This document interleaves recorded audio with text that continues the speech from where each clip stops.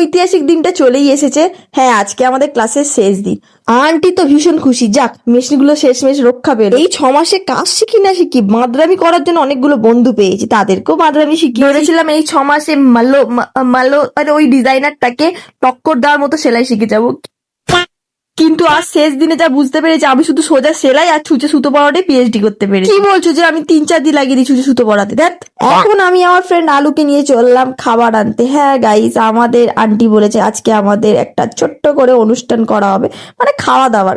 সেলাইয়ে পিছিয়ে থাকি তো কি হয়েছে, খাবার দিক থেকে পিছিয়ে থাকলে হবে না গাইস। বিরিয়ানি আলু বাইরে কেন? এখানে দাদা বিরিয়ানি তুলছিল, আমার মনে পড়লো, হ্যাঁ রে আমরা আন্টিদের ভুলেছি তো। ওয়াও, কি মাথা আমাদের।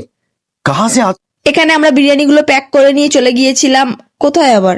কি তোমার গালে খাবো নাকি? থালাগুলো নিতে হবে না গাধা? তারপর ওখানে পৌঁছে দেখি কি জোরে বাইরে আবার ঝড় উঠে গেছে গাইস, সেই জন্য আমরা আমাদের নৃত্য পরিবেশন করতে একটু নিচে নেমেছিলাম, আমি আর আমার আলু বন্ধু। ওয়াও, কি নৃত্য!